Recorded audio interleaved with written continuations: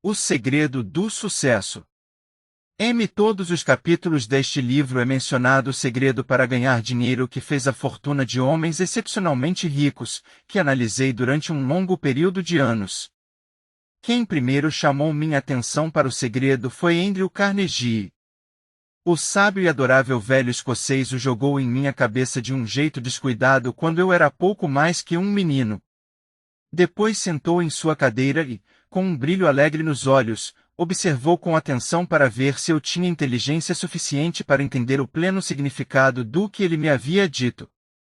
Quando viu que eu tinha aprendido a ideia, ele perguntou se eu estava disposto a passar 20 anos ou mais me preparando para levá-la ao mundo, para os homens e mulheres que, sem o segredo, poderiam seguir pela vida como fracassados. Eu respondi que sim, e com a cooperação de Carnegie, cumpri minha promessa. Em 1908, durante um período particularmente difícil da economia dos Estados Unidos, sem dinheiro e sem emprego, Napoleon Hill conseguiu um trabalho de redator na Bob Taylor's Magazine. Ele foi contratado para escrever as histórias de sucesso de homens famosos. Embora o trabalho não pagasse muito, ofereceu a Hill a oportunidade de conhecer os gigantes da indústria e do comércio e traçar seus perfis. O primeiro deles foi o criador da indústria do aço nos Estados Unidos, o multimilionário Andrew Carnegie, que se tornaria mentor de Hill. Carnegie ficou tão impressionado com a mente perceptiva de Hill que, depois da entrevista de 3 horas, o convidou para passar o fim de semana em sua propriedade para que pudessem continuar a discussão. Durante os 2 dias seguintes, Carnegie disse a Hill que acreditava que qualquer pessoa podia alcançar a grandeza se entendesse a filosofia do sucesso e os passos necessários para alcançá-lo. É uma pena, disse ele, que cada nova geração deve encontrar o caminho para o sucesso por tentativa e erro, quando os princípios são realmente bem definidos. Carnegie explicou sua teoria de que esse conhecimento podia ser adquirido entrevistando aqueles que haviam alcançado grandeza e depois compilando as informações e a pesquisa em um conjunto compreensível de princípios. Ele acreditava que seriam necessários pelo menos 20 anos e que o resultado seria a primeira filosofia de realização individual do mundo. Ele propôs o desafio a Hill e se dispôs a fazer as apresentações e pagar as despesas de viagens. Hill levou 29 segundos para aceitar a proposta de Carnegie. Mais tarde, Carnegie disse a ele que, se tivesse demorado mais de 60 segundos para tomar a decisão, ele teria retirado a proposta porque, se um homem não consegue tomar uma decisão prontamente uma vez de posse de todos os fatos necessários, não se pode esperar que cumpra qualquer decisão que tomar. Foi graças à dedicação inabalável de Hill que este livro foi escrito um dia. Para ter informações detalhadas sobre a vida de Hill, leia ou ouça o audiolivro de A Lifetime of Riches, The Biography of Napoleon Hill, de Michael J. Rich Jr. e Kirk Landers. Michael Rich trabalhou como assistente de Hill por 10 anos e foi o primeiro funcionário da Fundação Napoleon Hill, onde atuou como diretor executivo, secretário e tesoureiro. O material neste livro provém de seu conhecimento pessoal sobre Hill e da biografia não publicada de Hill. Este livro contém o segredo de Carnegie, um segredo testado por milhares e agora milhões de pessoas de quase todas as condições de vida. Foi ideia de Carnegie que a fórmula mágica que deu a ele estupenda fortuna fosse colocada ao alcance de pessoas que não têm tempo para investigar como outros ganharam dinheiro. A esperança dele era que eu testasse e demonstrasse a solidez da fórmula por intermédio da experiência de homens e mulheres de todas as vocações. Ele acreditava que a fórmula devia ser ensinada em todas as escolas públicas e faculdades. Dizia que, se fosse ensinada de maneira apropriada, revolucionaria todo o sistema educacional, e o tempo passado na escola poderia ser reduzido a menos da metade. No capítulo 4, sobre fé, você vai ler a surpreendente história da organização da gigante United States Steel Corporation. Ela foi concebida e realizada por um dos jovens por intermédio dos quais Carnegie provou que sua fórmula funciona para todos que estão preparados para ela. Essa única aplicação do segredo por Charles M. Schwab rendeu a ele uma imensa fortuna em dinheiro e oportunidade. Em uma estimativa rápida, essa aplicação particular da fórmula rendeu US$ 600 milhões. Esses fatos dão uma boa ideia do que ler este livro pode trazer a você, desde que saiba o que quer. De acordo com um método de cálculo que considera apenas a inflação, seriam necessários aproximadamente $20 em 2001 para comprar o que $1 compraria em 1901. Porém, encontrar o valor equivalente a US$ 600 milhões não é tão simples quanto multiplicar essa quantia pelo aumento do custo de vida. Embora haja outros fatores e variáveis para calcular o poder de compra, mesmo em estimativas conservadoras, os US$ 600 milhões se traduziriam em, no mínimo, US$ 12 bilhões no começo do século XXI. O segredo foi passado a milhares de homens e mulheres que o usaram em benefício próprio. Alguns fizeram fortuna com ele. Outros o utilizaram com sucesso para criar harmonia em casa. Um clérigo usou o segredo com tanta eficiência que assegurou um rendimento de mais de $75 mil ao ano a aproximadamente $1,5 milhão em termos contemporâneos. Arthur Nash, um alfaiate de Cincinnati, usou seu negócio à beira da falência como cobaia para testar a fórmula. O negócio ganhou vida e rendeu uma fortuna para os proprietários. O experimento foi tão singular que jornais e revistas deram o equivalente a milhões de dólares em publicidade. O segredo foi passado para Stuart Austin Vier, de Dallas, Texas. Ele estava pronto para isso, tão pronto que desistiu de sua profissão e estudou direito. Teve sucesso? Você vai ler a resposta no capítulo 6, Conhecimento Especializado.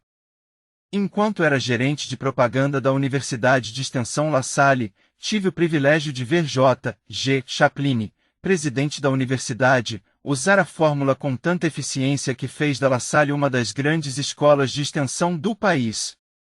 O segredo é mencionado não menos que uma centena de vezes ao longo deste livro. Não foi diretamente nomeado, porque parece funcionar melhor quando é só deixado à vista, onde aqueles que estão prontos e procurando por ele podem pegá-lo.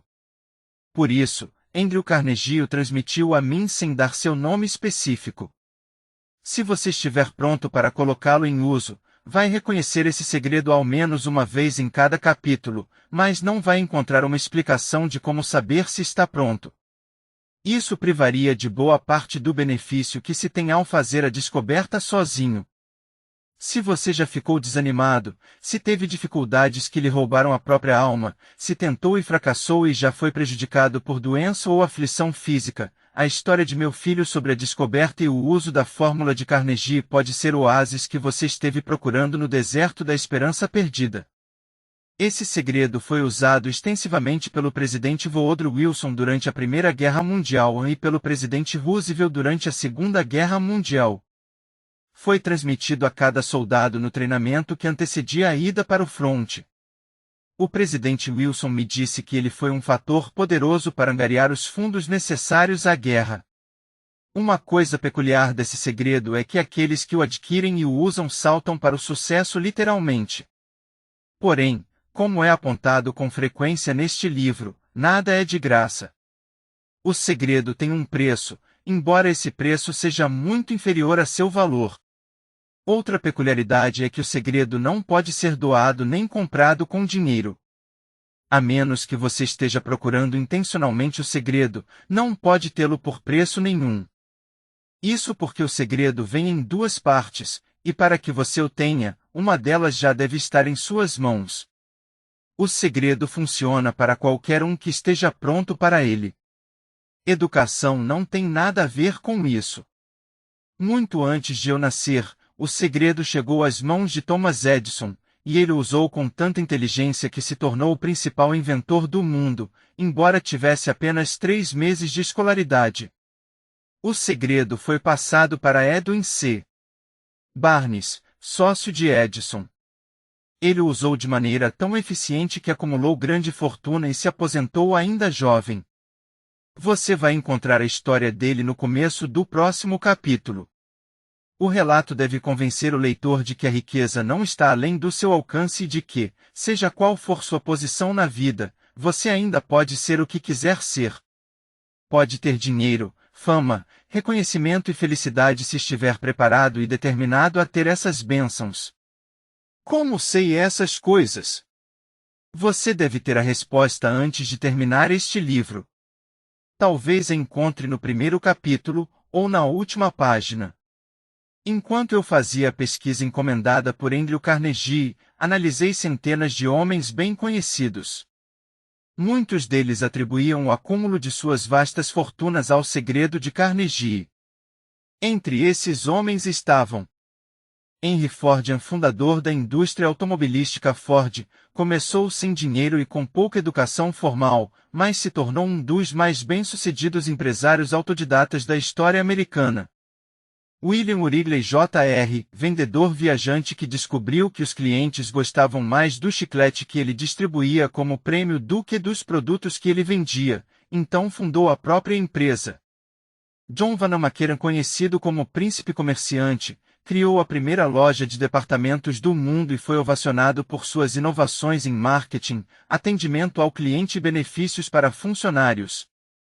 James J. Hewlett, conhecido como construtor de império, construiu a Transcontinental Great Northern Railway, incentivou o assentamento no Oeste e estabeleceu rotas de transporte ligando Estados Unidos e Ásia. George S. Parker, professor que se cansou de consertar as canetas dos alunos e criou um novo design, fundou a companhia de canetas Parker e transformou uma ideia simples em uma fortuna. E M. Statler, filho de um pastor pobre, começou como mensageiro e progrediu até fundar a cadeia de hotéis Statler, famosa pelo luxo e pelo serviço com um sorriso. Henry L. Doherty começou aos 12 anos como office boy da Columbia Gas, progrediu até ser proprietário de 53 companhias de serviços essenciais e patenteou 140 inovações para a produção de gás natural e petróleo. Cyrus H. K. Curtis começou em um pequeno semanário agrícola, que transformou no Ladies Home Journal, criou o Saturday Evening Post e montou um dos maiores impérios jornalísticos. George Eastman, inventor e fundador da Eastman Kodak Company, criou muitas das inovações que popularizaram a fotografia e transformaram a indústria cinematográfica. Charles M. Schwab, braço direito de Andrew Carnegie, foi presidente da Carnegie Steel Company, agenciou o acordo que deu origem à US Steel e fundou a Bethlehem Steel. Theodore Roosevelt, 26 graus, presidente dos Estados Unidos da América, 1901-2009. John W. Davis, advogado e líder político, foi advogado-geral durante a presidência de Woodrow Wilson e mais tarde nomeado embaixador na Grã-Bretanha. Albert Hubbard, filósofo, editor da revista De France e fundador da colônia de artistas Roycrofters, também foi autor de muitos best-sellers, entre eles Mensagem a Garcia. Wilbur Ryan, dono de uma loja de bicicletas que, com seu irmão Orville, tornou-se o primeiro norte-americano a voar em uma aeronave mais pesada que o ar e movida a motor, eles foram pioneiros da indústria da aviação. William Jennings Bryan, editor de jornal, candidato à presidência, secretário de Estado do presidente William McKinley, mas talvez mais conhecido como o advogado que defendeu o criacionismo no julgamento de Scopes. David Starr Jordan, educador, cientista e autor de mais de 50 livros, foi o mais jovem presidente de universidade do país na Universidade de Indiana, e tornou-se o primeiro presidente da Universidade Stanford. J. Ogden Armour herdou o frigorífico da família, transformou em um conglomerado com mais de 3.000 produtos, foi proprietário do Chicago Cabs e diretor do National City Bank. Arthur Brisbane, jornalista e colunista publicado em rede, era procurado pelas grandes organizações de notícias e foi o mais lido e mais bem pago redator editorial de seu tempo. Frank Gonsalves, pregador de Chicago que fez um sermão tão poderoso que Philip D. Armour deu a ele $1 milhão para começar o Instituto de Tecnologia Armour, do qual Gonsalves foi presidente. Daniel Villard, presidente da Bay Railroad por mais de 30 anos, foi homenageado com uma cidade de Ohio que recebeu o nome de Villard. King Gillette, vendedor viajante, tentava se barbear em um trem em movimento quando teve a ideia de uma navalha segura, que se tornou a base de uma corporação gigantesca. Ralph A. Wilkes, presidente da International Correspondence Schools, ajudou a financiar o Instituto Intraol de Napoleon Hill, criado para educar e reabilitar detentos. Juiz Daniel Teurai é instrutor na Escola de Direito de Georgetown, onde Napoleão Hill estudava quando a Bob Taylor's Magazine deu a ele a tarefa de escrever um perfil de Andrew Carnegie. John D. Rockefeller, com $1.000 de economias, mais $1.000 emprestados do pai, começou uma empresa de querosene que cresceu e se tornou a gigante Standard Oil e uma das maiores fortunas do mundo. Thomas Edison é inventor e empreendedor, aperfeiçoou a lâmpada elétrica, o fonógrafo, a câmera de filmar e era dono dos direitos de mais de 1.000 invenções patenteadas. Frank A. Vanderlip, garoto pobre que se tornou jornalista, reformador social e milionário, foi presidente do National City Bank, hoje Citibank, e secretário assistente do Tesouro. F. W. Wolworth, atendente em um armazém, foi pioneiro da ideia da venda a preço fixo e do autoatendimento e mudou para sempre a venda no varejo com sua cadeia de lojas de 5 e 10 centavos. Céu. Robert A. Dollaran começou com uma pequena escuna comprada para transportar madeira pela costa oeste, construiu a Dollar Steamship Company, a maior frota de navios de luxo a navegar com a bandeira dos Estados Unidos. Edward F. Lanian, fundador de lojas baseadas em Boston, criou métodos revolucionários de distribuição e merchandising e ficou famoso por criar a seção de vendas de produtos com preços rebaixados. Edward C.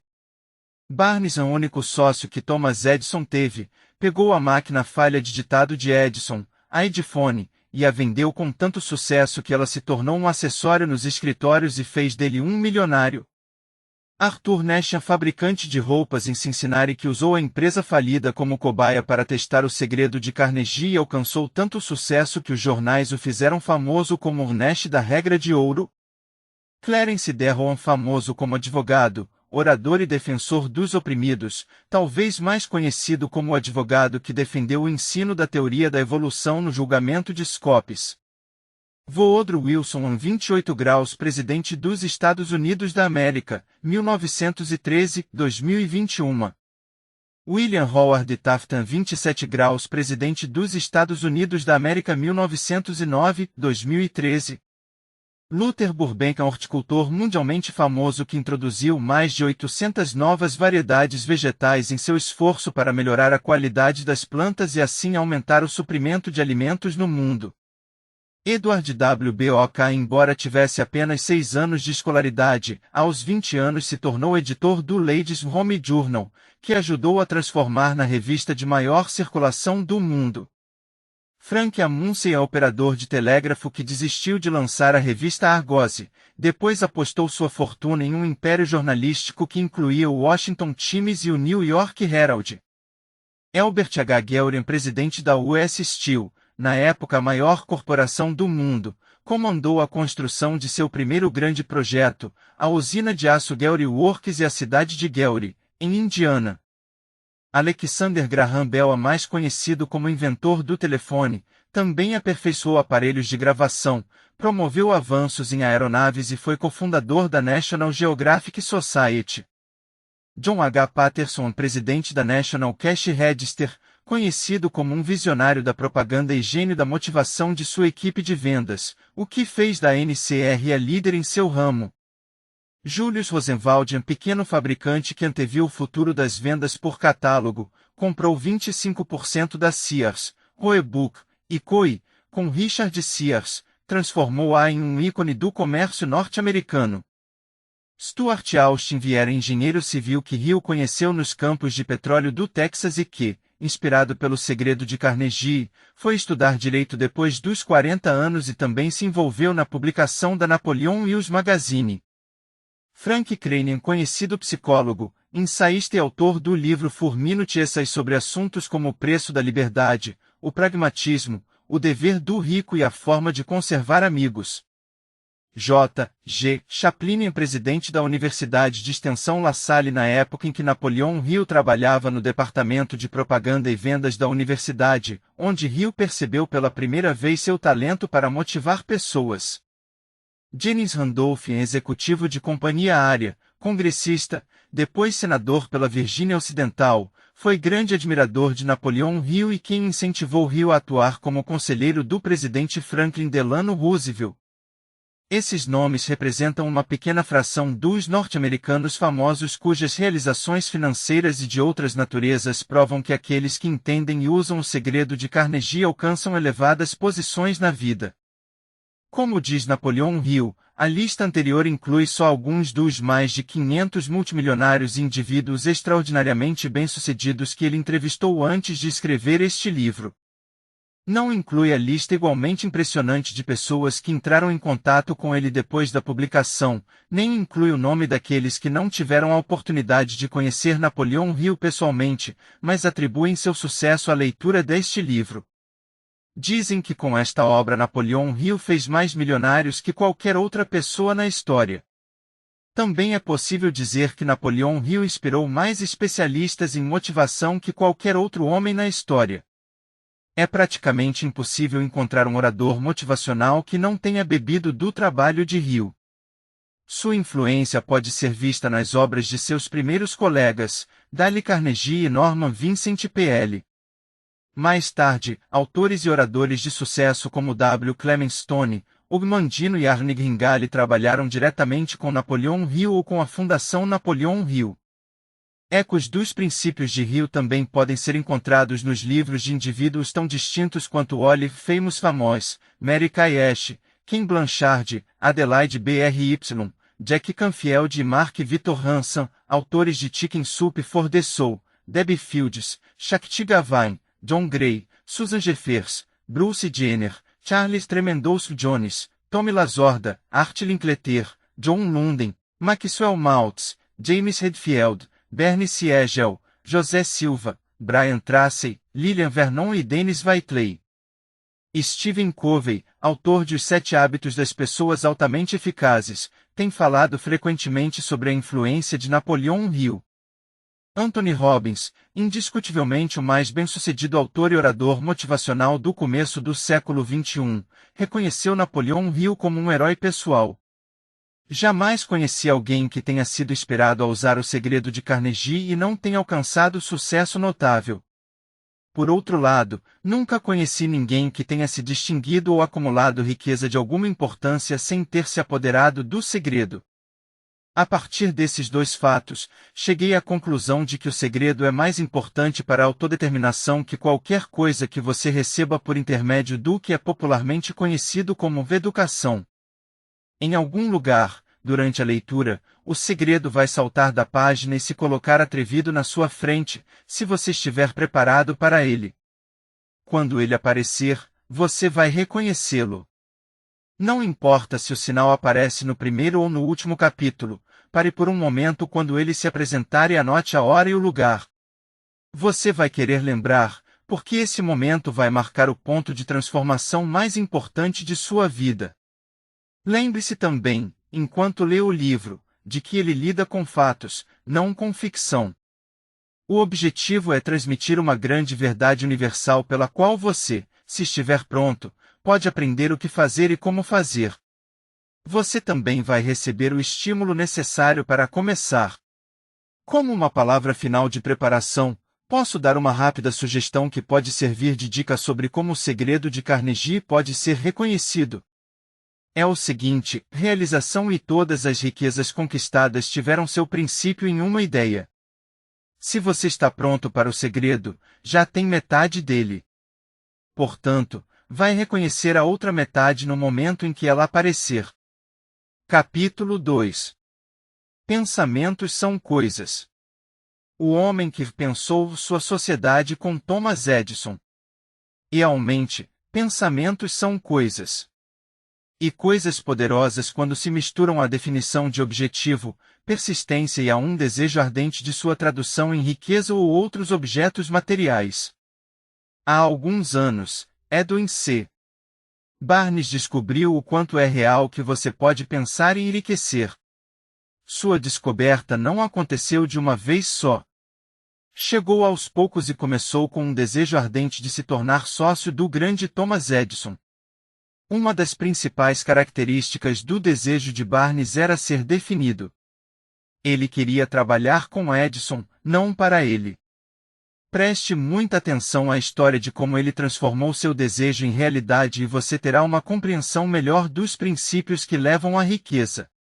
Quando esse desejo, ou esse pensamento, passou por sua cabeça pela primeira vez, ele não tinha condições de agir para torná-lo realidade. Havia dois problemas no caminho. Ele não conhecia Edison e não tinha dinheiro suficiente para comprar uma passagem de trem para West Orange, Nova Jersey, onde ficava o famoso laboratório de Edison.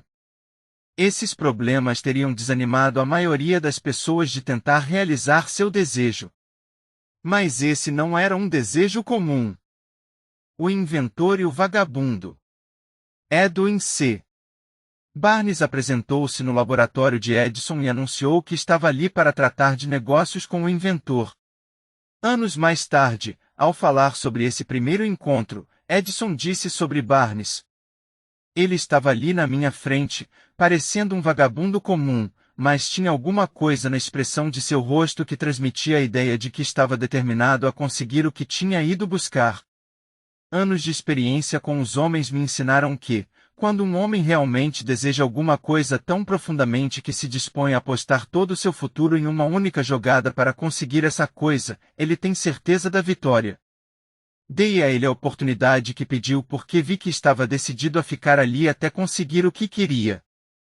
Eventos subsequentes provaram que não cometi um engano. Não pode ter sido a aparência do rapaz que abriu as portas para seu começo no escritório de Edison. Ela depunha contra ele, definitivamente. O que contou foi o que ele pensava. Barnes não se tornou sócio de Edison na primeira conversa. O que ele conseguiu foi uma chance de trabalhar nos escritórios de Edison por um salário bem simbólico. Passaram-se meses. Nada aconteceu para tornar mais próxima a meta que Barnes havia estabelecido como objetivo principal definido. Mas algo importante estava acontecendo na cabeça de Barnes. Ele intensificava constantemente o desejo de se tornar sócio de Edison. Psicólogos disseram com propriedade: quando alguém está realmente pronto para uma coisa, ela aparece. Barnes estava pronto para uma sociedade com Edison. E estava determinado a se manter pronto até conseguir o que queria. Ele não disse a si mesmo: bom, de que adianta? Acho que vou mudar de ideia e tentar arrumar um emprego de vendedor. Mas disse: vim aqui para ser sócio de Edison e vou conseguir o que quero, nem que leve o resto da minha vida. Ele estava falando sério. Que história diferente as pessoas contariam, se apenas adotassem um objetivo definido e o mantivessem até ele ter tempo de se tornar uma obsessão dominadora. Talvez o jovem Barnes não soubesse disso naquele momento, mas a determinação canina e a persistência em se concentrar em um único desejo desgastariam toda oposição e o levariam à oportunidade que ele procurava. Quando a oportunidade surgiu, veio de uma direção diferente com uma forma distinta das que Barnes esperava. Esse é um dos truques da oportunidade. Ela tem o hábito tímido de entrar pela porta dos fundos. E frequentemente surge disfarçada de infortúnio ou derrota temporária. Talvez por isso tantas pessoas deixem de reconhecer a oportunidade. Edison havia acabado de aperfeiçoar um novo aparelho, conhecido na época como máquina de ditado Edison. Seus vendedores não se entusiasmaram com a máquina. Não acreditaram que pudesse ser vendida sem um grande esforço. Barnes viu sua oportunidade. Ela havia chegado silenciosamente, escondida na máquina de aparência esquisita que só interessava a Barnes e ao inventor. Barnes sabia que podia vender a máquina de ditado Edison e disse isso a Edison, que então decidiu dar uma chance ao rapaz.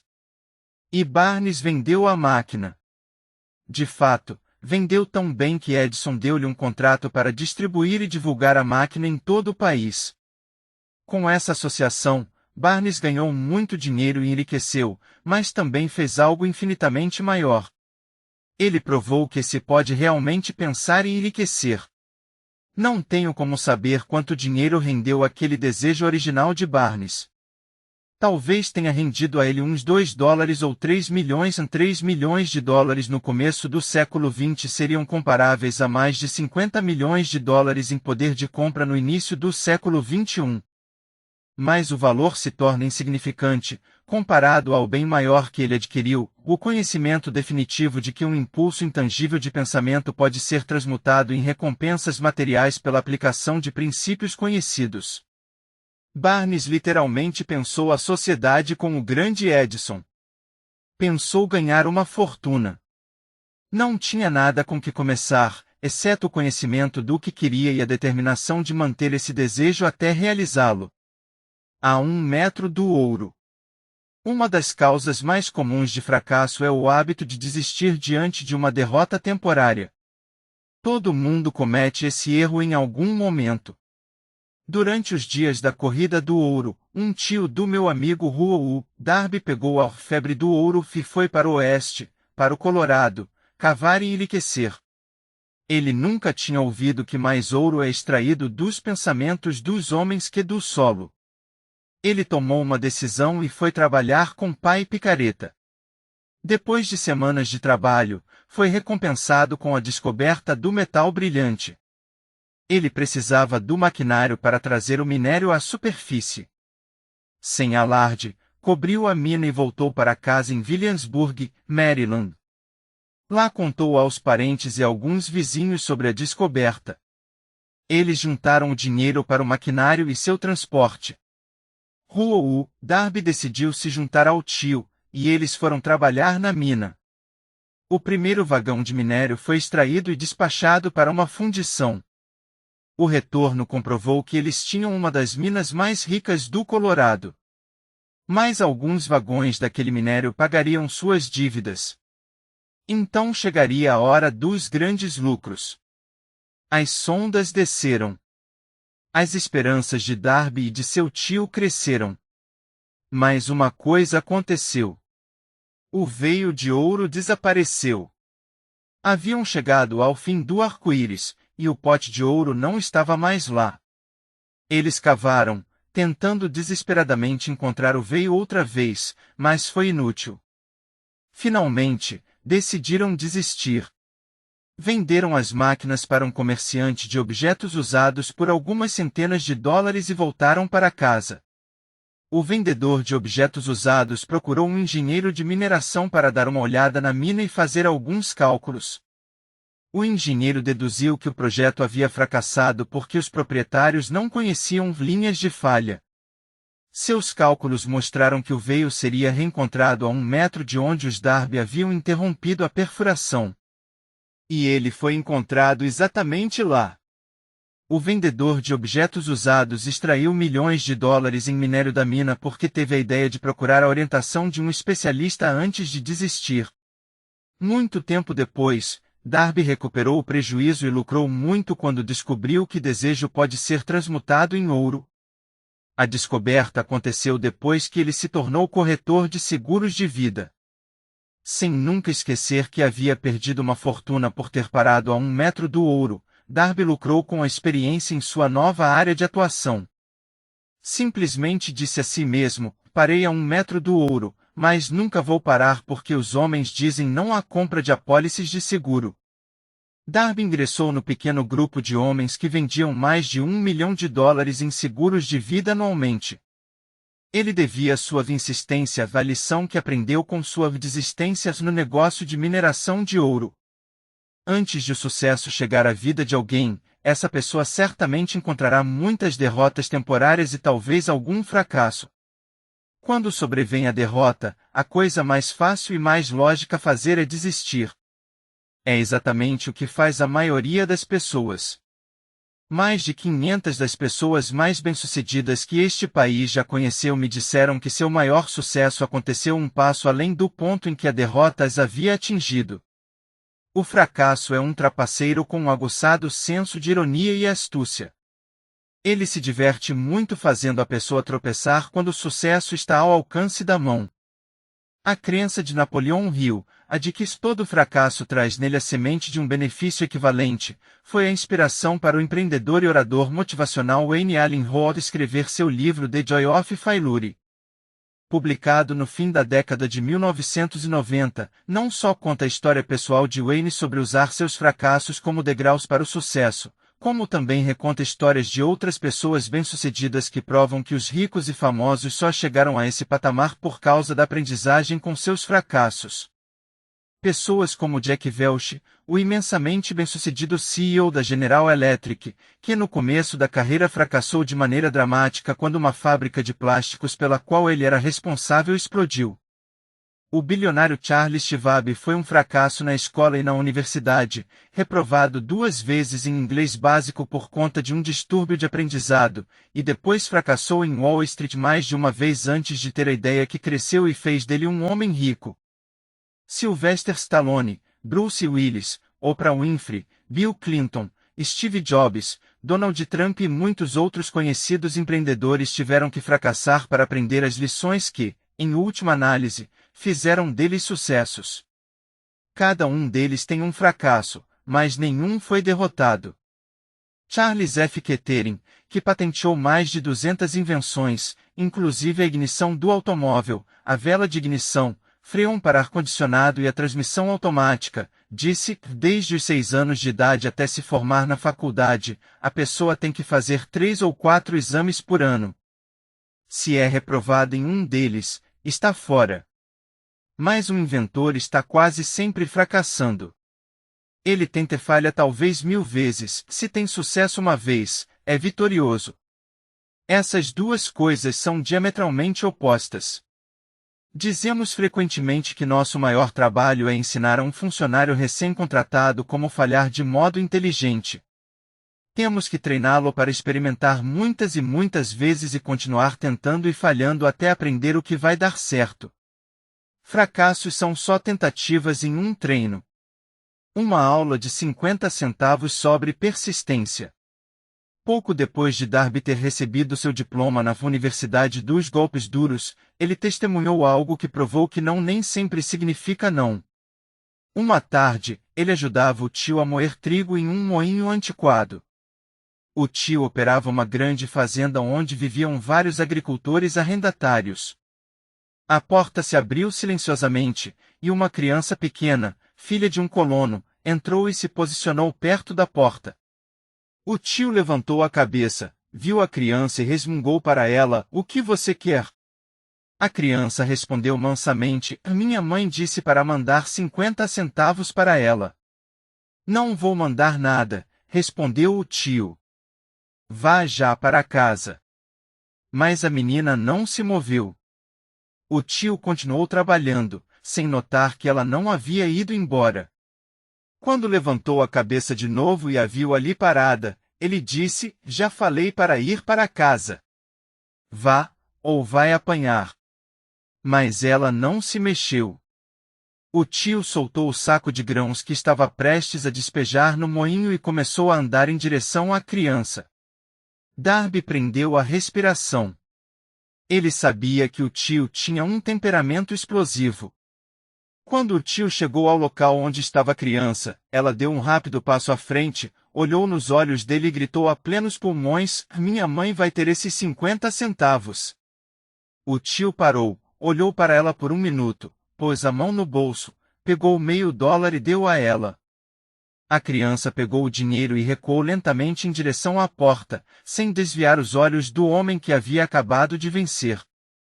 Assim que ela saiu, o tio sentou-se sobre uma caixa e olhou pela janela, para o espaço, por mais de 10 minutos. Estava pensando admirado na chicotada que havia acabado de levar. Darby também estava pensando. Aquela era a primeira vez em sua vida que ele tinha visto uma criança dominar deliberadamente um adulto. Como ela fez aquilo? O que aconteceu para fazer seu tio perder a ferocidade e ficar manso como um cordeiro? Que estranho poder a criança usou que fez dela a senhora da situação? Essas perguntas passavam pela cabeça de Darby, mas ele só encontrou a resposta anos mais tarde, quando me contou a história. Estranhamente, a história dessa experiência em comum me foi contada no velho moinho, no mesmo lugar onde o tio levou o golpe. Estávamos ali no velho moinho mofado, e Darby repetiu a história, que concluiu com uma pergunta: o que acha disso?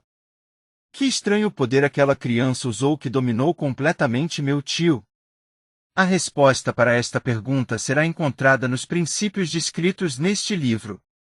A resposta é plena e completa. Contém detalhes e instruções suficientes para você entender e aplicar a mesma força que a criança encontrou acidentalmente.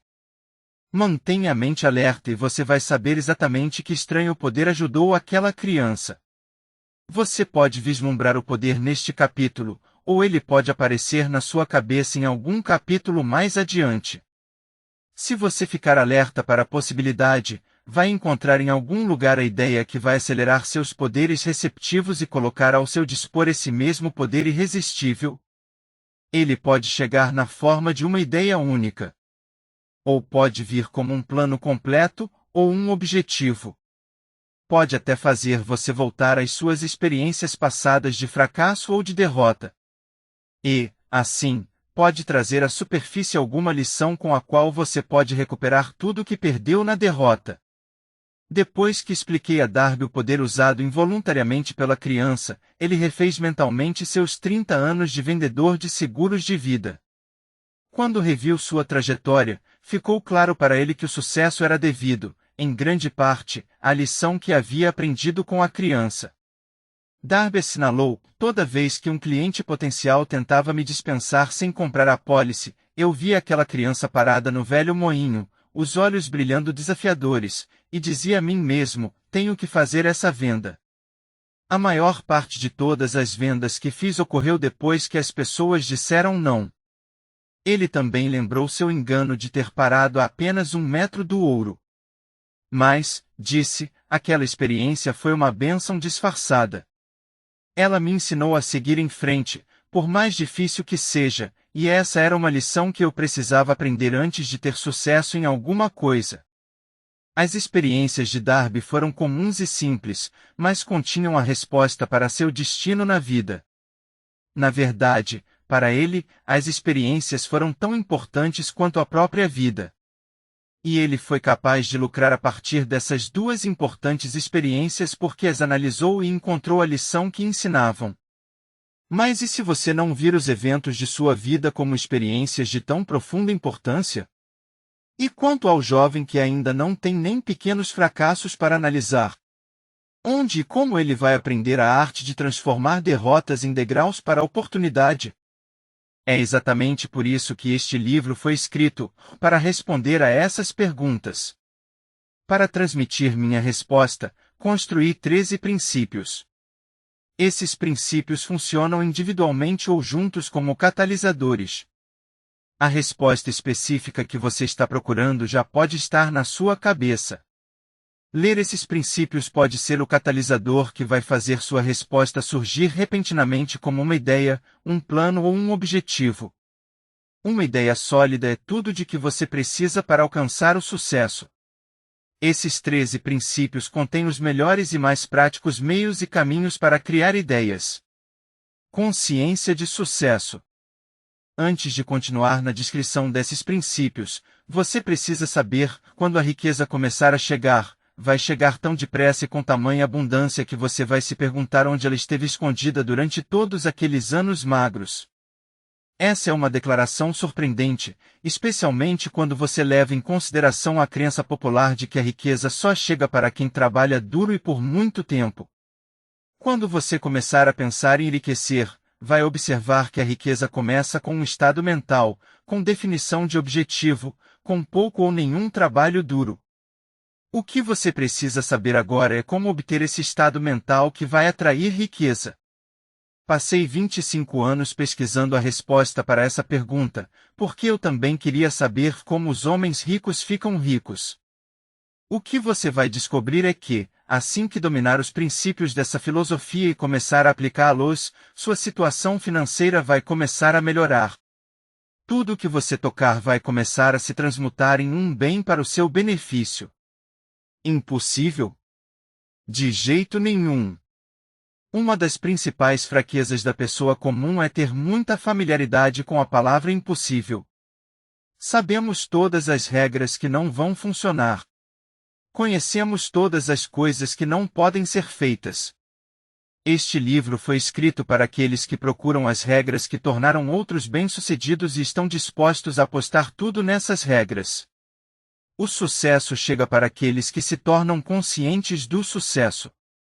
O fracasso acontece para aqueles que se permitem tornar conscientes do fracasso. O propósito deste livro é ajudar você a aprender a arte de mudar sua mentalidade de consciente do fracasso para consciente do sucesso. Outra fraqueza é o hábito de mensurar tudo e todos por suas próprias impressões e crenças. Alguns leitores terão dificuldade para acreditar que é possível pensar e enriquecer porque seus hábitos de pensamento incluem pobreza, miséria, fracasso e derrota. Esse tipo de pensamento me faz lembrar a história do homem que chegou da China para estudar na Universidade de Chicago. Um dia, o presidente Harper encontrou esse rapaz no campus e parou para conversar com ele por alguns minutos. Ele perguntou que característica do povo norte-americano o rapaz considerava mais notável. Ora, respondeu o estudante, o formato incomum dos olhos. Tudo é uma questão de perspectiva e hábito. O mesmo é válido para sua crença no que uma pessoa pode realizar. Se você desenvolveu o hábito de ver a vida apenas de sua perspectiva, pode cometer o engano de acreditar que suas limitações são, de fato, a medida correta das limitações. O impossível motor Ford V8. Quando Henry Ford decidiu produzir seu famoso motor V8, optou por construir um motor com os 8 cilindros montados em um único bloco. Ford instruiu seus engenheiros a projetar o motor. O projeto foi feito, mas todos os engenheiros concordaram que era simplesmente impossível montar um bloco de motor de 8 cilindros em uma única peça. Ford disse, produzam assim mesmo. Mas, eles responderam, é impossível. Façam, Ford ordenou, e continuem trabalhando até conseguirem. Não interessa o tempo necessário. Os engenheiros se dedicaram ao trabalho. 6 meses se passaram. Nada aconteceu. Mais 6 meses se passaram, e ainda nada. Os engenheiros tentaram todos os planos concebíveis para cumprir a ordem, mas o projeto parecia estar fora de questão. Impossível. No fim do ano, Ford voltou a conversar com seus engenheiros, e de novo eles disseram que não haviam encontrado um jeito de cumprir suas ordens. Continuem, disse Ford. Eu quero e vou ter. Eles continuaram, e então, como que por um passe de mágica, o segredo foi descoberto. A determinação de Ford havia vencido mais uma vez. Henry Ford foi um sucesso porque entendia e aplicava os princípios do sucesso. Um desses princípios é o desejo, saber claramente o que você quer. Lembre-se da história de Ford enquanto continua lendo este livro. Selecione as linhas nas quais os segredos de sua estupenda realização são descritos. Se fizer isso, se conseguir identificar os princípios específicos que fizeram de Ford alguém rico, vai poder igualar suas realizações em quase qualquer vocação que você possua. Para os leitores que podem interpretar as atitudes de Ford como nada mais que obstinação, os editores ressaltam que ele empregava uma técnica que se tornou parte comum do planejamento estratégico em muitos ramos, inclusive o aeroespacial, dos computadores, da medicina e o militar. Quando lançam projetos grandes, complicados e de longo prazo, os planejadores sabem que em certos pontos do caminho vão precisar de componentes que simplesmente ainda não existem. O fato de no começo não haver um caminho para ir de A a B não os detém. Há muitas partes do projeto que eles podem começar agora, e simplesmente presumem que, quando chegarem ao ponto onde terão necessidade de uma tecnologia ou um aparelho, terão resolvido o problema de criá-los. E acertaram muitas e muitas vezes. Para colocar de maneira simples, a técnica é saber claramente o que você quer realizar, ter fé em sua capacidade e persistir até ter alcançado seu objetivo. Porque você é o senhor do seu destino. Quando o famoso poeta inglês William Henley escreveu os versos proféticos "Sou o senhor do meu destino, sou o capitão da minha alma", ele devia ter nos informado de que o motivo pelo qual somos senhores do nosso destino, capitães de nossa alma, é termos o poder de controlar nossos pensamentos. Ele devia ter nos contado que é porque de algum jeito nosso cérebro fica magnetizado pelos pensamentos dominantes que guardamos na mente. E é como se a mente magnetizada atraísse para nós as forças, as pessoas e as circunstâncias de vida que estão em sincronia com nossos pensamentos dominantes. Ele devia ter nos contado que, antes de podermos acumular riqueza em grande abundância, temos que magnetizar a mente com um intenso desejo por riqueza. Temos que nos tornar conscientes do dinheiro até o desejo por dinheiro nos levar a criar planos definidos para adquiri-lo. Mas, sendo um poeta, Henley contentou-se em estabelecer uma grande verdade de forma poética, deixando para os que o seguiam a interpretação do significado filosófico de seus versos. Pouco a pouco a verdade se revelou, até eu saber com certeza que os princípios descritos neste livro contêm o segredo do domínio sobre nosso destino econômico. Princípios que podem mudar seu destino.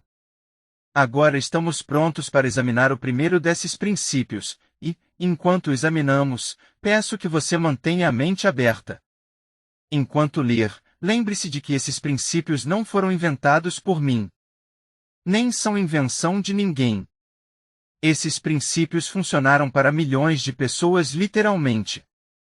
Você também pode colocá-los para trabalhar para você e para seu próprio e duradouro benefício. Vai descobrir que não é difícil, é fácil. Há alguns anos, fui o patrono da turma da Salem College em Salem, Virgínia Ocidental. No discurso, enfatizei com tanta intensidade a necessidade de ter um desejo ardente que um dos formandos se convenceu completamente e fez disso uma pedra fundamental da própria filosofia. Aquele rapaz se tornou congressista e uma figura importante na administração do presidente Franklin D. Roosevelt. Ele escreveu para mim uma carta em que colocou com tanta clareza sua opinião sobre o princípio do desejo delineado no próximo capítulo que decidi publicar sua carta como introdução desse capítulo. Ela dá uma ideia das recompensas que virão. Meu caro Napoleão, minha atuação como membro do Congresso me fez conhecer os problemas de homens e mulheres, e escrevo para oferecer uma sugestão que pode se tornar útil para milhares de pessoas dignas. Em 1922, você discursou na formatura da Salem College, e eu era um formando.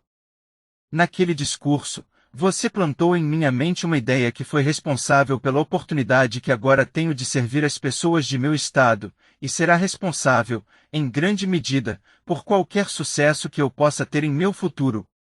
Lembro como se fosse ontem da maravilhosa descrição que você fez do método pelo qual Henry Ford, um homem de pouca escolaridade, sem nenhum dinheiro e sem amigos influentes, alçou voos muito altos. Foi então que tomei minha decisão, antes mesmo de você concluir seu discurso, de conquistar meu lugar, quaisquer que fossem as dificuldades que tivesse que superar. Milhares de jovens vão concluir os estudos esse ano e nos próximos anos. Cada um deles estará procurando uma mensagem de incentivo prático como a que recebi de você. Vão querer saber para onde se voltar, o que fazer para começar na vida. Você pode dizer a eles, porque ajudou muita gente a resolver seus problemas. Existem hoje milhares de pessoas nos Estados Unidos que gostariam de saber como podem transformar ideias em dinheiro, pessoas que têm que começar do zero, sem recursos, e recuperar suas perdas. Se alguém pode ajudá-las, essa pessoa é você. Se publicar o livro, eu gostaria de ter a primeira cópia que sair da gráfica, autografada por você. Com os melhores votos, acredite. Cordialmente. Jennings Randolph. Desde aquela época em 1922, vi Jennings Randolph progredir e se tornar um dos principais executivos de empresa aérea do país, um grande palestrante motivacional e senador dos Estados Unidos pela Virgínia Ocidental.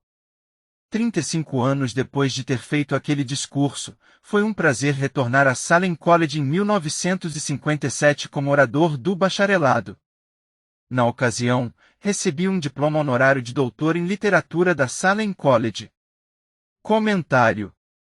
Para o começo da leitura do próximo capítulo, os editores gostariam de reforçar a declaração anterior de que o que você está lendo não é só uma coleção de teorias das quais pode escolher o que quiser.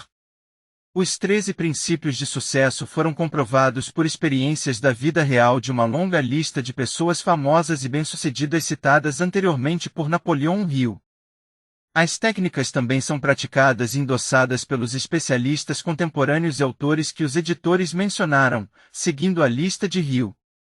Mais de 60 milhões de pessoas compraram o livro que você tem agora em mãos. Se este livro teve tanto sucesso, certamente você deve dar a si mesmo a chance de ele para trabalhar por você também. Leia. Não questione. Faça isso. Se não, se achar que sabe mais que Napoleão Hill, se decidir escolher as partes em que vai acreditar ou que vai seguir e não alcançar o sucesso, você jamais saberá se o fracasso reside neste livro ou em você. Tudo o que a mente do homem pode conceber e acreditar, ela pode realizar. Desejo. O ponto de partida de toda realização.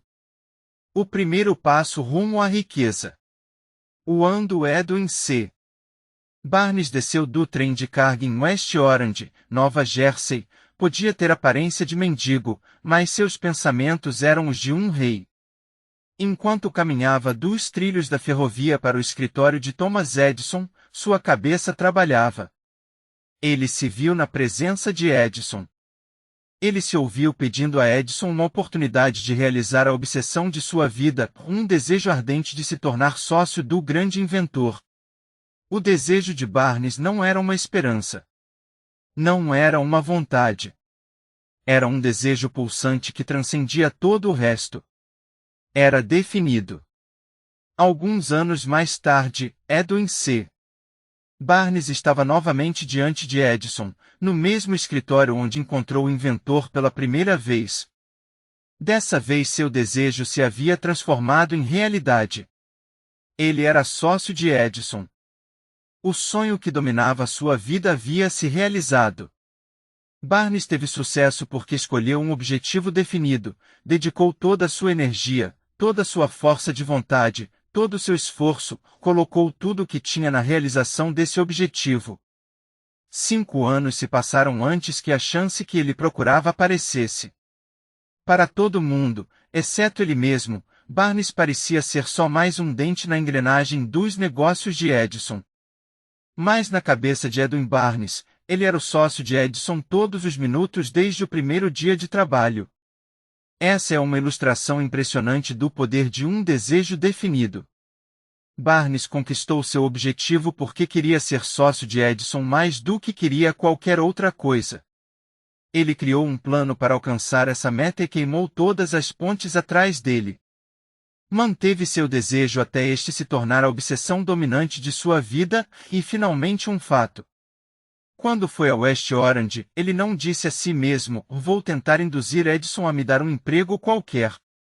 Ele disse, vou ver Edison e avisá-lo de que cheguei para entrar nos negócios com ele. Ele não disse, vou ficar de olhos abertos para outra oportunidade, caso não consiga o que quero na organização de Edison. Ele disse, tem uma coisa neste mundo que estou determinado a ter, e é uma sociedade com Thomas Edison. Vou queimar todas as pontes atrás de mim e apostar todo o meu futuro na capacidade de conseguir o que quero. Ele não deixou uma possibilidade de recuar. Era vencer ou perecer. E isso é tudo que há na história de sucesso de Barnes. Não se permita recuar. Há muito tempo um grande guerreiro enfrentou uma situação em que teve que tomar uma decisão que garantiu seu sucesso no campo de batalha. Ele estava prestes a mandar seus exércitos contra um inimigo poderoso cujos homens eram numericamente superiores aos dele. Ele pôs seus soldados em barcos, navegou para o território inimigo e descarregou soldados e equipamento. Depois deu a ordem para queimarem os navios que os haviam transportado. Ao falar com seus homens antes da primeira batalha, ele disse, estão vendo os barcos se desfazendo em fumaça. Isso significa que não podemos sair destas praias vivos a menos que vençamos. Agora não temos escolha, vencemos ou perecemos. Eles venceram. Cada pessoa que vence em qualquer empreitada deve estar disposta a queimar seus navios e fechar todas as vias de recuo. Esse é o único jeito pelo qual se pode ter certeza de manter o estado mental conhecido como desejo ardente de vencer. Ele é essencial para o sucesso. Na manhã seguinte ao grande incêndio de Chicago, um grupo de comerciantes ficou parado em State Street, olhando para os destroços fumegantes do que havia sido suas lojas. Eles se reuniram para decidir se deviam tentar reconstruir ou se deixavam Chicago e recomeçavam em uma região mais promissora do país. Decidiram partir.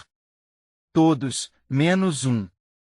O comerciante que decidiu ficar e reconstruir sua loja apontou um dedo para o que restava dela e disse: Cavalheiros, nesse mesmo lugar vou construir a maior loja do mundo, independentemente de quantas vezes ela queimar. Isso foi em 1871. A loja foi construída. E ainda está lá hoje. A loja de departamentos Marshall Fields é um monumento ao poder do estado mental conhecido como desejo ardente. O mais fácil teria sido Marshall Field fazer exatamente o que seus companheiros fizeram. Quando a situação era difícil e o futuro parecia desanimador, eles partiram e foram para onde parecia mais fácil. Marque bem essa diferença entre Marshall Field e os outros comerciantes. É a diferença que distingue aqueles que alcançam o sucesso dos que fracassam. Todo ser humano com idade suficiente para entender o valor do dinheiro quer tê-lo. Mas querer não traz riqueza. Desejar riqueza com um estado mental que se torna uma obsessão, depois planejar meios definidos para alcançar a riqueza e respaldar esses planos com persistência, uma persistência que não reconhece o fracasso, é isso que vai trazer riqueza. Em outros de seus escritos, Napoleão Hill usa o termo definição de objetivo como substituto para desejo. A seguinte explicação é adaptada do livro Believe and Achieve da Fundação Napoleão Hill. Desejo ou definição de objetivo é mais que estabelecer uma meta. Nos termos mais simples, seu desejo é o mapa para alcançar um objetivo geral na carreira. Suas metas representam passos específicos ao longo do caminho. Ter um desejo ou uma definição de objetivo para sua vida tem um efeito sinérgico sobre a capacidade de atingir metas. À medida que se torna melhor no que faz, você dedica todos os recursos que tem à realização de seu objetivo, fica mais alerta para oportunidades e toma decisões mais depressa. Cada ação executada leva à pergunta: essa meta vai me ajudar a realizar meu desejo, meu objetivo geral, ou não? Seu objetivo vai se tornar sua vida, vai permear sua mente consciente e subconsciente. 6 maneiras de transformar desejo em ouro. O método pelo qual seu desejo de riqueza pode ser transmutado em seu equivalente financeiro consiste de 6 passos definidos, práticos. 1. Registre mentalmente o valor exato que você deseja ter em dinheiro. Não é suficiente dizer apenas quero bastante dinheiro. Defina o valor. Existe uma razão psicológica para essa definição e ela será explicada nos próximos capítulos. 2. Determine exatamente o que você pretende dar em troca do dinheiro que deseja. Não existe uma realidade do tipo algo a troco de nada. 3. Estabeleça uma data definida para quando pretende ter o dinheiro que deseja. 4. Crie um plano definido para realizar seu desejo e comece imediatamente, esteja você pronto ou não, a pôr esse plano em prática. 5. Agora anote tudo. Escreva uma declaração clara e concisa do montante de dinheiro que pretende adquirir, estabeleça a data limite para a aquisição, determine o que pretende dar em troca do dinheiro e descreva claramente o plano por intermédio do qual pretende acumular essa quantia. 6. Leia em voz alta 2 vezes por dia a declaração que escreveu. Leia uma vez pouco antes de ir deitar para dormir e leia uma vez de manhã, depois de se levantar. Enquanto lê, veja, sinta e acredite que o dinheiro já é seu. É importante que você siga as instruções desses 6 passos. É especialmente importante que observe e siga as instruções do 6º passo. Você pode reclamar de que é impossível se ver dono do dinheiro antes de realmente tê-lo. É aí que o desejo ardente vai ajudar. Se você realmente deseja dinheiro com tanta intensidade que seu desejo se torna uma obsessão, não vai ter dificuldade para se convencer de que o terá. O objetivo é querer dinheiro e ficar tão determinado a tê-lo que você se convence de que o terá. Se você não estudou o funcionamento da mente humana, essas instruções podem parecer impraticáveis.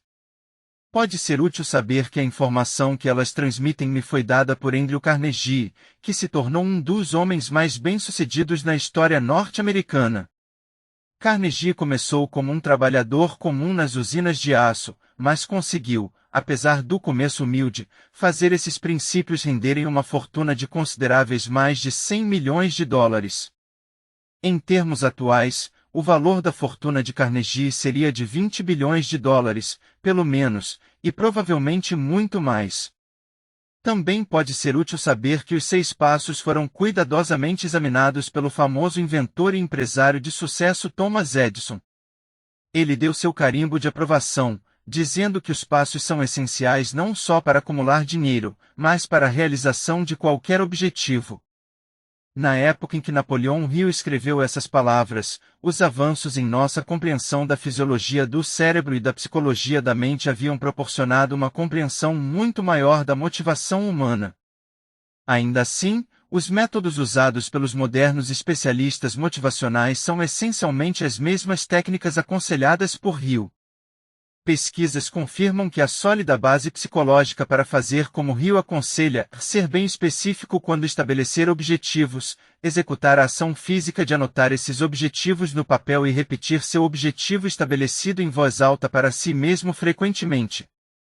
Essas técnicas conquistaram ampla aceitação entre os especialistas modernos do campo. O princípio psicológico em ação é semelhante àquele subjacente à autossugestão e à auto-hipnose, que serão discutidas mais profundamente no capítulo 5, Autossugestão, e no capítulo 13, A Mente Subconsciente. A instrução de Hill para se ver como você será quando já tiver alcançado seu objetivo também é uma técnica específica. Hoje ela costuma ser ensinada por especialistas em motivação com o nome de visualização criativa. No capítulo 4, sobre fé, e no capítulo 5, sobre autossugestão, Hill explica seu método. Antes de seguir em frente, os editores gostariam de reforçar o conselho de Hill para que suas instruções sejam seguidas ao pé da letra. Os editores sabem que existe por parte do leitor uma tendência para presumir que é suficiente entender um conceito apenas intelectualmente. Quando ler os 6 pontos de Hill, você provavelmente vai se pegar pensando, sim, claro, algumas pessoas podem precisar anotar as coisas, mas não sou criança. Já entendi. Ou, tudo bem, entendo que falar em voz alta pode ajudar algumas pessoas menos sofisticadas, mas já entendi a ideia intelectualmente. Se é assim que você pensa, lembre-se de que muitas das pessoas bem-sucedidas que você admira não se achavam espertas demais ou sofisticadas demais para seguir as instruções de Hill. Os editores destacam mais uma vez que, se Napoleão Hill acreditava que escrever e falar em voz alta seus objetivos é importante, se psicólogos e especialistas motivacionais concordam, seria tolice não seguir esse conselho simples. Apenas faça. Os passos não pedem trabalho duro. Não pedem sacrifício. Colocá-los em prática não requer muita educação formal. Mas os 6 passos requerem imaginação suficiente para ver e entender que o acúmulo de dinheiro não pode ser deixado ao acaso ou para a sorte. Você também deve saber desde já que nunca pode ter riqueza em grande quantidade, a menos que consiga criar um desejo intenso por dinheiro e realmente acreditar que o terá. O poder de grandes sonhos. Se você está na corrida por riqueza, deve ser incentivado pela seguinte verdade: o mundo em que vivemos exige novas ideias, jeitos novos de fazer as coisas, novos líderes, novas invenções e novos métodos, estilos, versões e variações de tudo o tempo todo. Por trás de toda essa demanda por coisas novas e melhores, tem uma qualidade que você deve ter para vencer, e ela é a definição do objetivo, o conhecimento do que você quer e um desejo ardente de tê-lo. Se você realmente deseja riqueza, lembre-se de que os verdadeiros líderes do mundo sempre foram pessoas que aproveitaram e puseram em prática as intangíveis e invisíveis forças da oportunidade. Líderes são as pessoas que convertem essas oportunidades em cidades, arranha-céus, fábricas, transporte, entretenimento e todas as formas de conveniência que deixam as coisas mais fáceis, mais rápidas, melhores ou simplesmente tornam a vida mais agradável. Ao traçar os planos para adquirir sua cota de riqueza, não se deixe diminuir por ninguém por ser um sonhador. Para ganhar o grande prêmio nesse mundo em transformação, você precisa pegar o espírito dos grandes pioneiros, cujos sonhos deram à civilização tudo o que ela tem de valor. É esse espírito que serve como o sangue da vida do nosso país, sua oportunidade e a minha para desenvolver e divulgar nossos talentos. Um desejo ardente de ser e fazer é o ponto de partida de onde o sonhador deve começar. Sonhos não nascem da indiferença, da preguiça ou da falta de ambição. Se o que você deseja fazer é certo e você acredita nisso, vá em frente e faça. Não se importe com o que eles dizem, caso sofra uma derrota temporária. Eles não sabem que cada fracasso traz consigo a semente de um sucesso equivalente. Marconi sonhou com um sistema para enviar o som de um lugar a outro sem o uso de cabos. Você pode se interessar em saber que amigos de Marconi o levaram sob custódia para ser examinado em um hospital psiquiátrico quando anunciou que havia descoberto um princípio pelo qual podia enviar mensagens pelo ar. Evidências de que ele não sonhou em vão podem ser encontradas em todos os rádios e aparelhos de televisão, telefones celulares, satélites de comunicação e outros equipamentos sem fio do mundo. Felizmente, os sonhadores de hoje vivem melhor.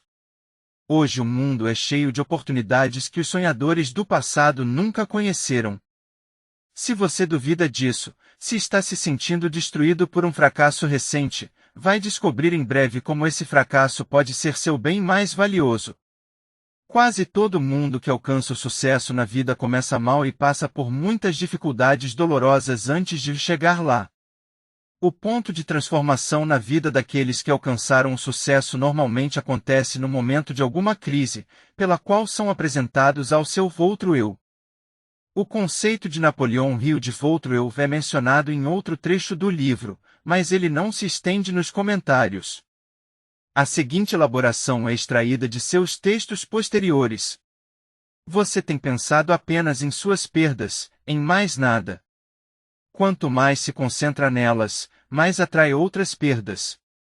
Pare de pensar nelas e decida se beneficiar de sua experiência. Sejam quais forem os obstáculos pessoais que enfrentar, comece conhecendo um lado de sua personalidade que não reconhece obstáculos, que não reconhece derrotas. Cultive uma amizade com o outro você, de forma que, o que quer que esteja fazendo, você permaneça aliado a alguém que compartilha dos seus objetivos. Toda a filosofia e conselho sobre convencer outras pessoas vai ser muito mais útil se você praticar consigo.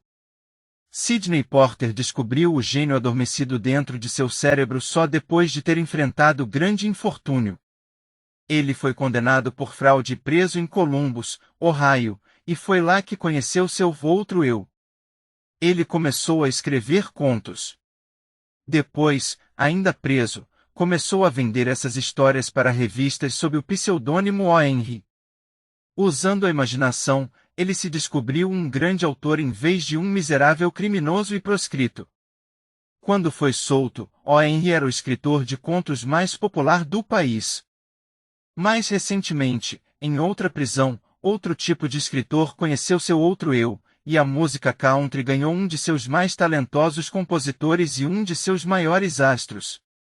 Quando Merle Haggard era criança, a casa da família era um vagão reformado em Bakersfield, Califórnia.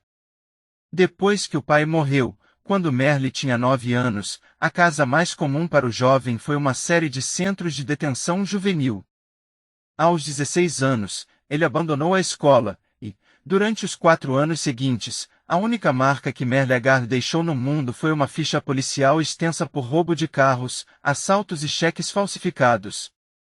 Aos 20 anos, ele cumpria a pena em San Quentin e ganhava fama de vigarista incorrigível. Então ele conheceu seu outro eu. Inspirado por um show que Johnny Cash fez para os detentos e também por conversas com homens que estavam no corredor da morte durante um tempo que passou na solitária, Haggard aprendeu que tinha outro eu e esse eu tinha alguma coisa a dizer por meio da música. Quando saiu da solitária, Haggard pediu o trabalho mais duro que a prisão tinha a oferecer, inscreveu-se em cursos noturnos na penitenciária, emendou-se e conseguiu a condicional depois de 2 anos e meio. Voltou a Bakersfield, onde cavava valas durante o dia para poder aperfeiçoar suas composições e se apresentava à noite.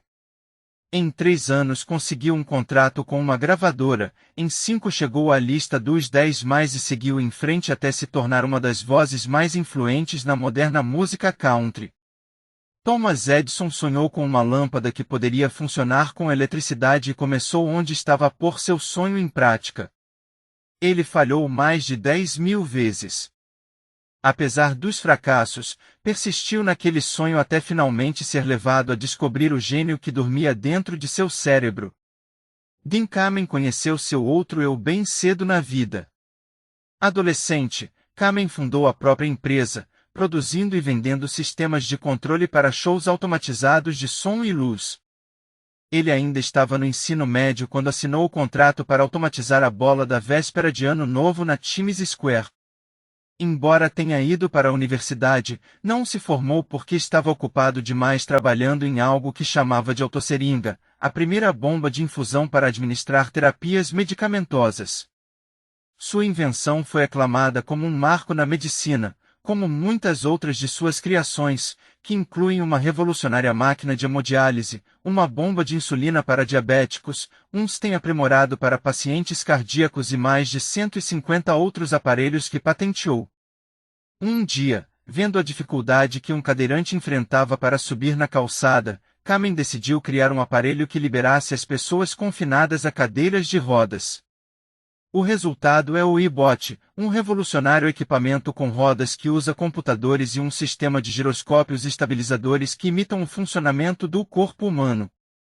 Ele não apenas sobe em calçadas, como sobe e desce escadas, percorre quase todo tipo de terreno acidentado e permite ao usuário se levantar e ficar na mesma altura de uma pessoa em pé. E faz isso tudo sem o usuário precisar sair do aparelho ou pedir ajuda a alguém. Em 2001 Kamen chegou às primeiras páginas quando apresentou o Segway, um aparelho de transporte individual baseado em sua tecnologia e-bot. É um aparelho de 2 rodas que parece um scooter e se move para frente, para trás, para a esquerda, para a direita e para sem o usuário fazer mais que mover o corpo. É tão sensível que é quase como se obedecesse aos pensamentos do usuário. O Segway pode ser uma invenção que vai mudar o mundo, com possibilidades de aplicação para trabalho e viagem que desafiam a imaginação. Enquanto escrevemos, o Segway já é utilizado para movimentação em grandes galpões e está sendo testado por departamentos de polícia e funcionários do Correio. Enquanto o Departamento de Trânsito e a Prefeitura debatem sobre se o Segway deve andar na rua ou na calçada, Dean Kamen já tem um novo sonho. Dessa vez o sonho é uma invenção que pode literalmente levar luz a alguns dos recantos mais escuros da Terra. Kamen desenvolveu um gerador elétrico não poluente que pode usar quase qualquer coisa como combustível. Mas o mais extraordinário é que ele criou um revolucionário sistema fechado, de forma que o aquecimento do motor é usado para purificar 37 litros de água potável por hora. Essa incrível invenção pode levar água potável a regiões do mundo onde a água contaminada mata milhões, e, ao mesmo tempo, fornecer uma fonte de energia elétrica barata e confiável. Dean Kamen não é um acadêmico escondido em algum laboratório por aí.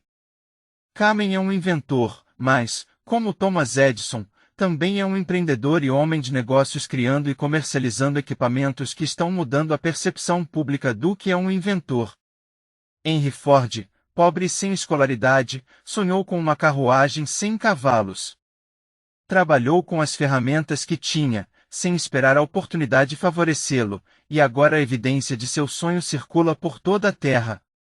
Ele pôs mais rodas em movimento que qualquer homem que já viveu porque não teve medo de defender seus sonhos. Steven Jobs e Steve Wozniak, dois desistentes da universidade, sonharam produzir e vender computadores que a pessoa comum pudesse usar.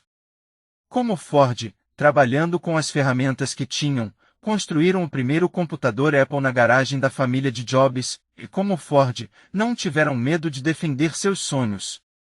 Depois de mostrar o protótipo para um comerciante local, receberam uma encomenda de 25 máquinas.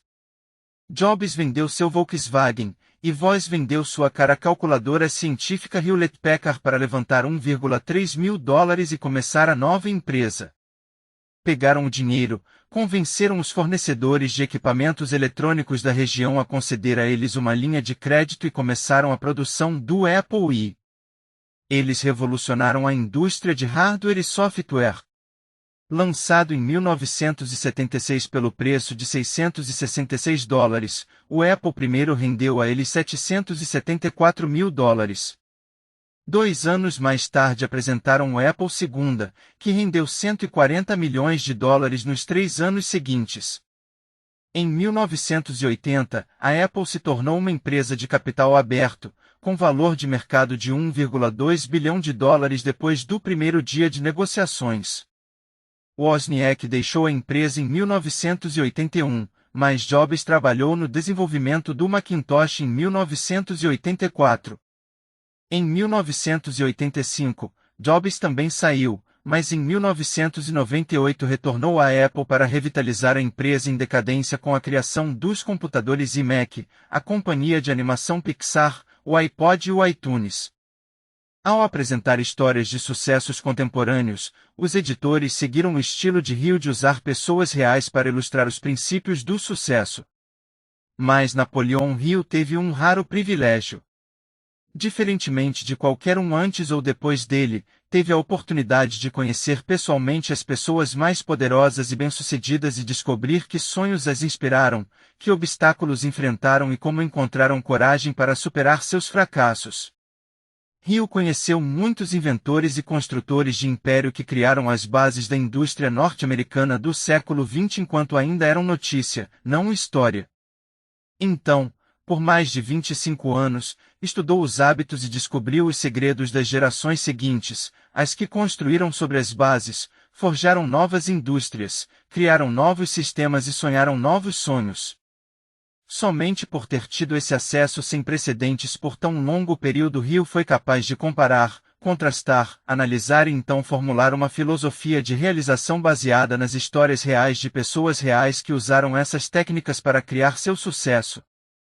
Quem pensa enriquece revolucionou a literatura de autoajuda e até hoje é a régua que mede toda a literatura motivacional.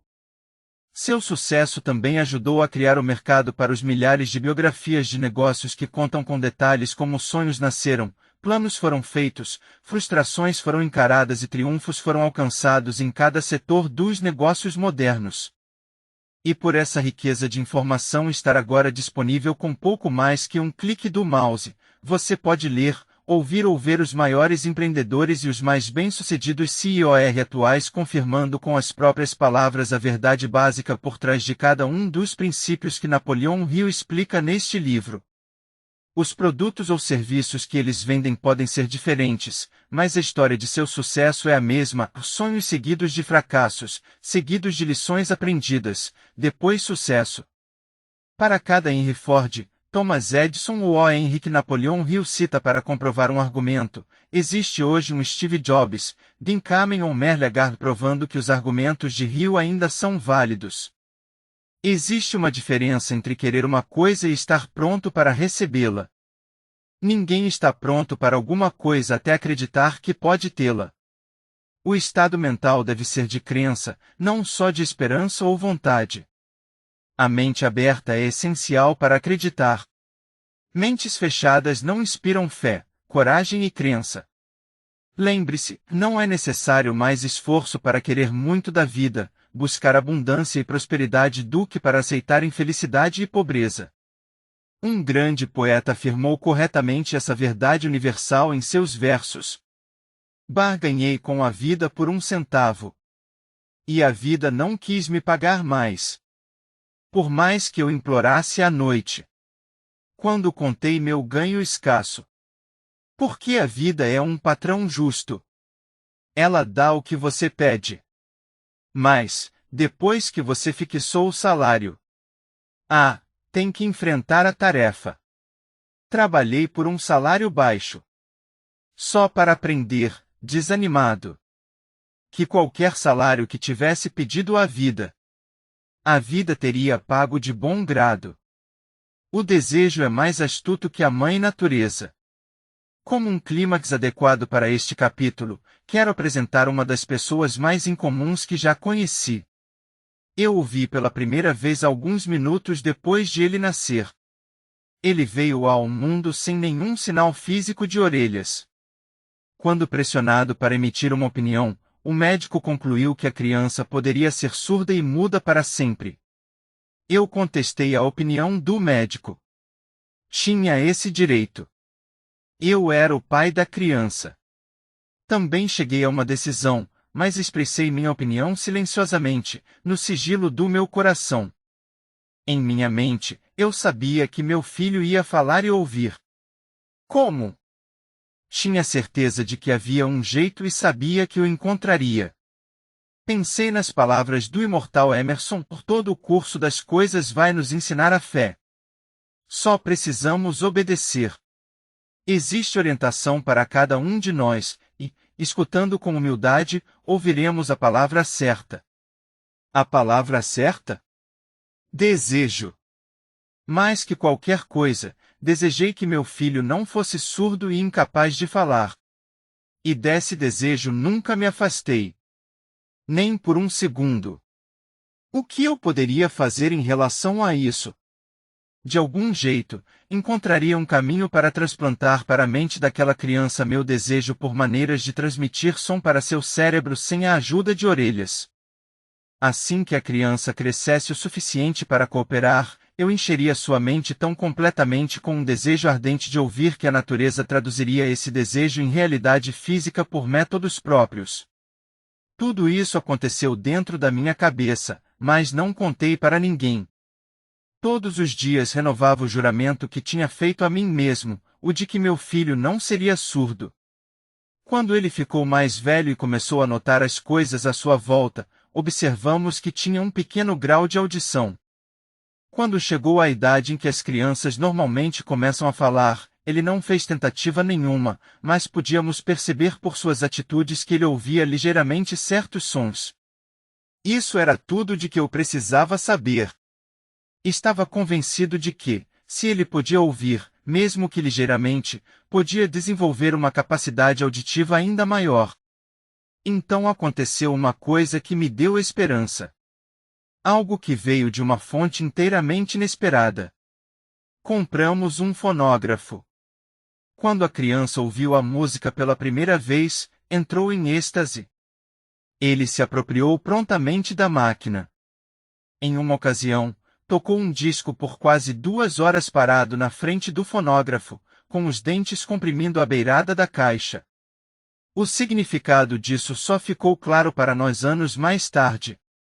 Na época, nunca tínhamos ouvido falar do princípio da condução óssea do som.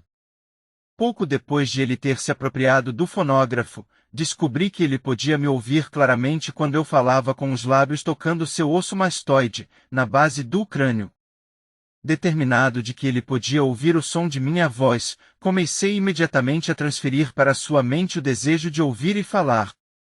Quando descobri que meu filho gostava de ouvir histórias antes de dormir, comecei a criar histórias destinadas a desenvolver nele a autoconfiança, a imaginação e um forte desejo de ouvir.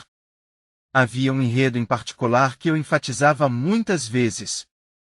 Cada vez que o contava, dava a ele uma nova e dramática coloração. Essas histórias eram criadas para plantar em sua mente o pensamento de que sua aflição não era uma deficiência, mas um bem de grande valor. Como resultado de meus estudos e de minha experiência pessoal, eu acreditava firmemente que toda adversidade traz com ela a semente de uma vantagem equivalente. Porém, apesar das minhas crenças, devo confessar que não tinha a menor ideia de como essa incapacidade poderia se tornar um bem. Ele ganhou um novo mundo com 6 centavos. Analisando agora essa experiência, Consigo ver que a fé de meu filho em mim teve muito a ver com os resultados surpreendentes. Ele não questionava nada do que eu dizia.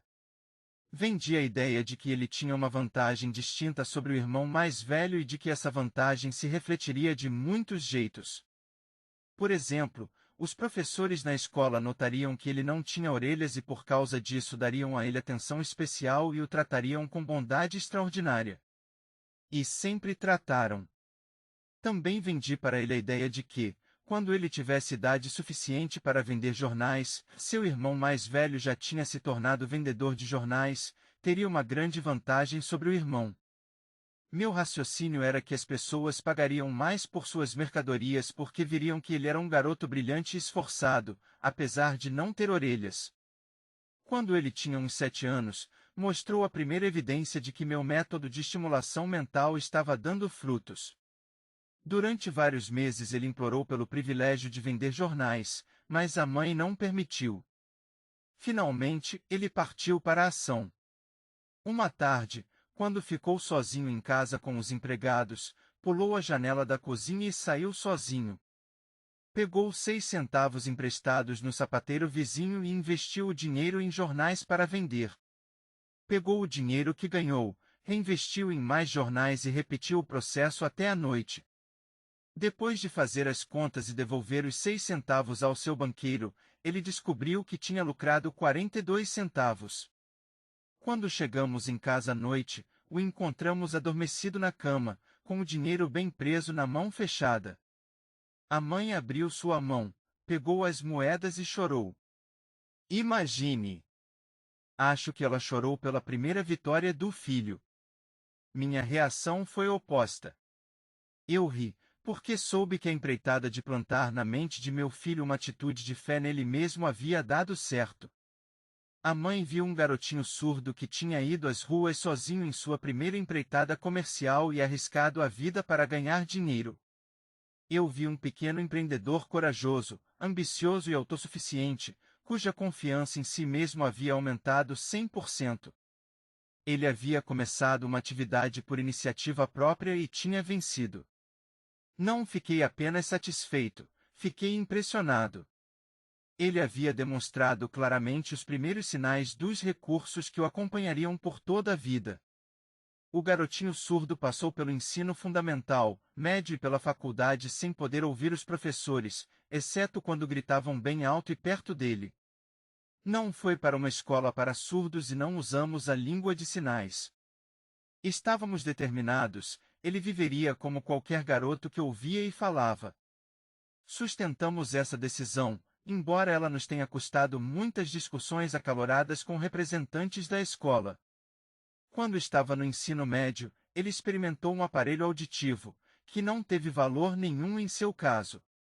Durante a última semana na faculdade, aconteceu uma coisa que marcou o mais importante momento de transformação em sua vida. Aparentemente por acaso, ele recebeu outro aparelho auditivo enviado para ser testado. Ele demorou para testá-lo, devido à decepção com um aparelho similar. Finalmente ele o pegou e, descuidado, colocou na cabeça e ligou a bateria. De repente, como que por mágica, seu eterno desejo de ouvir normalmente se tornou realidade. Pela primeira vez na vida ele ouvia praticamente tão bem quanto qualquer pessoa com audição normal. Eufórico com um novo mundo mostrado a ele, correu para o telefone, ligou para a mãe e ouviu a voz dela perfeitamente.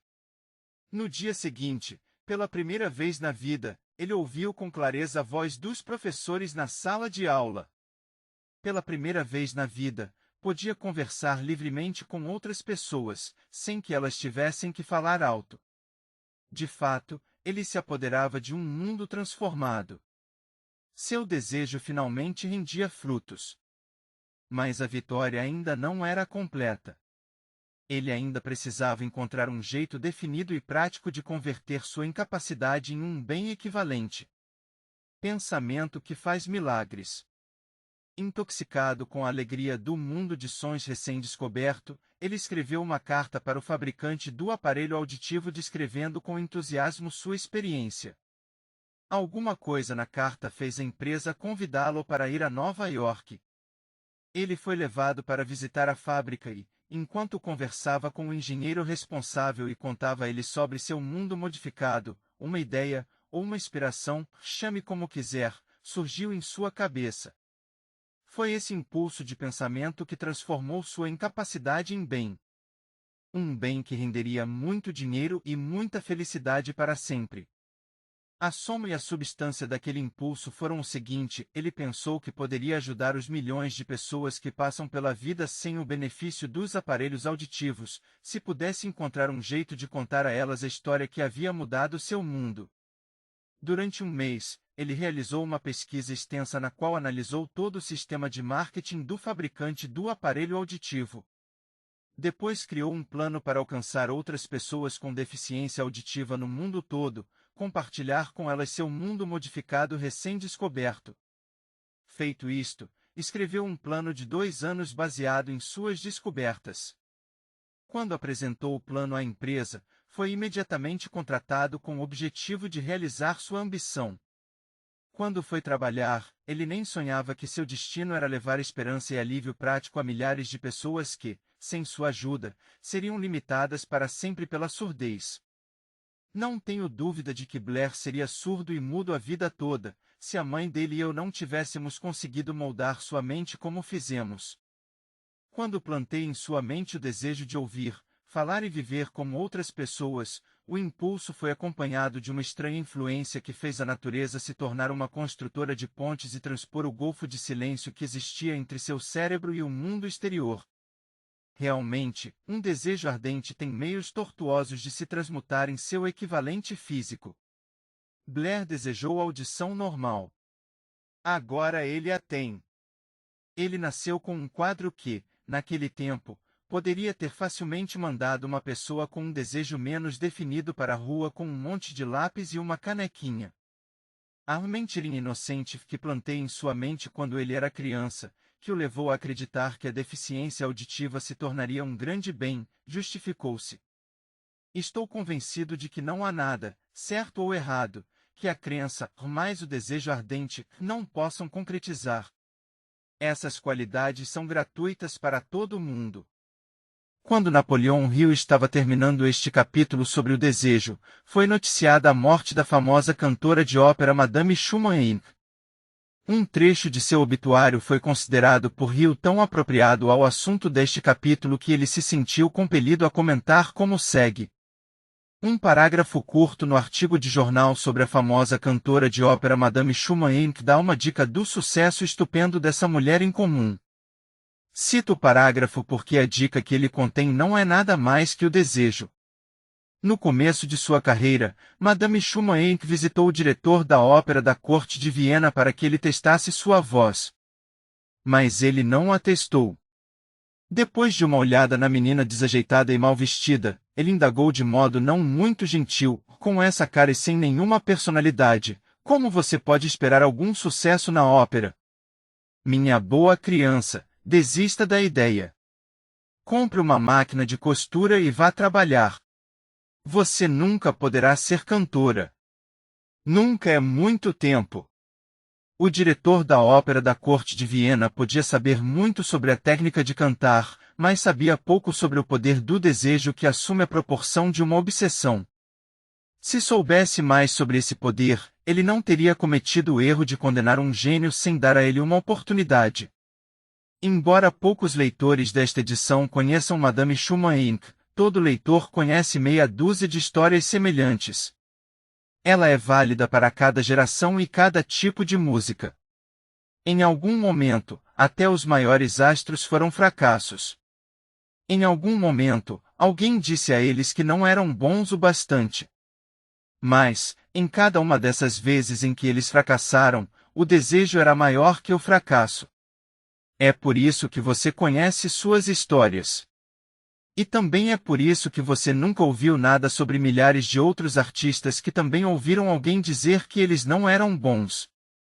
Esses dos quais você nunca ouviu falar são aqueles cujo desejo não era grande o bastante. São os que acreditavam que fracasso era derrota. Vários anos atrás um dos meus sócios adoeceu. Ele piorou com o passar do tempo e, por fim, foi levado ao hospital para fazer uma cirurgia. O médico me avisou que havia pouco ou nenhuma chance de eu ver meu sócio vivo novamente. Mas essa era a opinião do médico. Não era a opinião do paciente. Pouco antes de ser levado na maca, ele cochichou para mim: "Não se preocupe, chefe, sairei daqui em poucos dias." A enfermeira olhou para mim com cara de piedade. Mas o paciente ficou bem. Depois que tudo acabou, o médico disse: "Nada além do desejo de viver o salvou." Ele não teria sobrevivido se não tivesse se recusado a aceitar a possibilidade da morte. Nos anos de 1980, o fenômeno sobre o qual Napoleão Hill escreveu no parágrafo anterior passou a ser aceito por um segmento cada vez maior da população. Entre os adeptos havia muitos médicos que incorporaram o conceito sob o termo conexão mente-corpo (FI). Na virada do século XXI, a crença de que a mente pode manifestar mudanças físicas no corpo se tornou parte da prática médica comum. No capítulo 5, Autossugestão, você vai encontrar mais comentários sobre os aspectos médicos de ter um desejo ardente. Eu acredito no poder do desejo respaldado pela fé em si porque vi esse poder alçar gente de um começo muito baixo a lugares de poder e riqueza. Eu o vi privar sepulturas de suas vítimas, o vi servir de meio pelo qual as pessoas deram a volta por cima depois de uma centena de diferentes derrotas. E o vi dar a meu filho uma vida normal, feliz e bem-sucedida, apesar de a natureza tê-lo trazido ao mundo sem orelhas. Como você pode comandar e usar o poder do desejo? A primeira parte da resposta é a técnica no começo deste capítulo. Você vai aprender mais no próximo capítulo deste livro e nos seguintes. Por intermédio de algum estranho e poderoso princípio, a natureza embrulha no impulso de um forte desejo aquela coisa que não reconhece a palavra impossível e não aceita a realidade do fracasso. Não há limitações para a mente, exceto aquelas que reconhecemos.